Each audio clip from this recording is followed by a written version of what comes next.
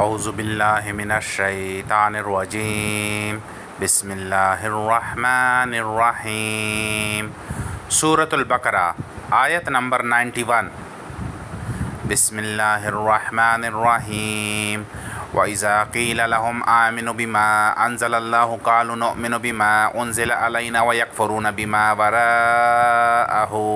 وَهُوَ الْحَقُّ مُصَدِّقًا لِمَا مَعَهُمْ قُلْ فَلِمَ تَقْتُلُونَ أَنْبِيَاءَ اللَّهِ مِنْ قَبْلُ إِنْ كُنْتُمْ مُؤْمِنِينَ۔ وَإِذَا اور جب قیلا کہا جاتا ہے لہم انہیں آمنو تم ایمان لاؤ بما اس پر جو انزل اللہ نازل کیا اللہ نے قالو وہ کہتے ہیں نؤمنو ہم ایمان لاتے ہیں بما اس پر انزلا جو نازل کیا گیا علینا ہم پر ویکفرون اور انکار کرتے ہیں بما اس سے جو وراءہ اس کے علاوہ وہوا حالانکہ وہ الحق کو حق مصدقاً تصدیق کرنے والا لما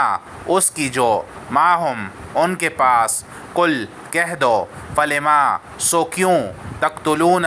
قتل کرتے رہے انبیاء اللہ اللہ کے نبی من قبل اس سے پہلے ان اگر کنتم تم مؤمنین مومن ہو۔ اور جب ان سے کہا جاتا ہے کہ جو کتاب خدا نے اب نازل فرمائی ہے اس کو مانو تو کہتے ہیں کہ جو کتاب ہم پر پہلے نازل ہو چکی ہے ہم تو اسی کو مانتے ہیں، یعنی یہ اس کے سوا کسی اور کتاب کو نہیں مانتے، حالانکہ وہ سراسر سچی ہے، اور جو ان کی آسمانی کتاب ہے اس کی بھی تصدیق کرتی ہے۔ ان سے کہہ دو کہ اگر تم صاحب ایمان ہوتے تو اللہ کے پیغمبروں کو پہلے ہی کیوں قتل کیا کرتے۔ خود پسند یہودی مورد عتاب،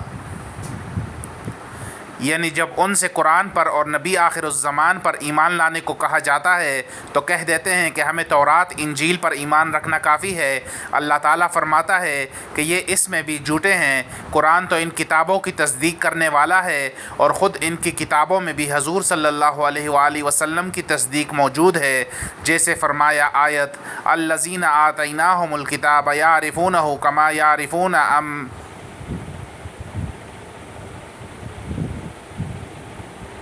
اباءہم۔ سورۃ البقرہ آیت نمبر 146۔ یعنی اہل کتاب آپ کو اس طرح جانتے ہیں جس طرح اپنی اولاد کو پہچانتے ہیں، پس آپ سے انکار کا مطلب تورات انجیل سے بھی انکار کے مترادف ہے۔ اس حجت کو قائم کر کے اب دوسری طرح حجت قائم کی جاتی ہے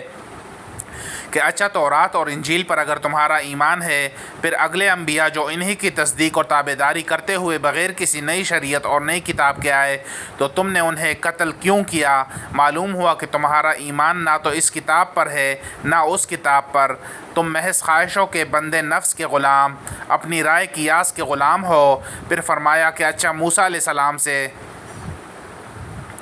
تم محض خواہش کے بندے نفس کے غلام، اپنی رائے قیاس کے غلام ہو۔ پھر فرمایا کہ اچھا موسیٰ علیہ السلام سے تو تم نے بڑے بڑے معجزے دے کے طوفان، ٹڈیاں، جوئیں، مینڈک خون وغیرہ جو ان کی بد دعا سے بطور معجزے ظاہر ہوئے، لکڑی کا سانپ بن جانا، ہاتھ کا روشن چاند بن جانا، دریا کو چیر دینا اور پانی کو پتھر کی طرح بنا دینا، بادلوں کا سایہ کرنا، من و سلوہ کا اترنا،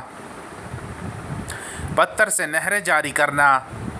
وغیرہ تمام بڑے بڑے معجزات جو ان کی نبوت کی اور اللہ کی توحید کی روشن دلیلیں تھیں، سب اپنی آنکھوں سے دیکھی۔ لیکن ادھر حضرت موسیٰ علیہ السلام طور پہاڑ پر گئے، ادھر تم نے بچڑے کو اللہ بنا لیا۔ اب بتاؤ کہ خود تورات پر اور خود حضرت موسیٰ علیہ السلام پر بھی تمہارا ایمان کہاں گیا؟ کیا یہ بدکاریاں تمہیں ظالم کہلوانے والی نہیں؟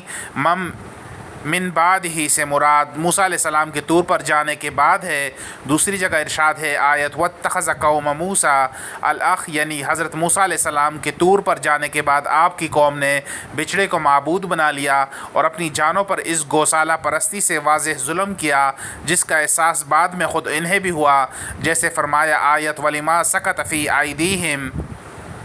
یعنی جب انہیں ہوش آیا، نادم ہوئے اور اپنی گمراہی کو محسوس کرنے لگے، اس وقت کہا کہ اے اللہ اگر تم ہم پر رحم نہ کرے اور ہماری خطا نہ بخشے تو ہم ضیاء کار ہو جائیں گے۔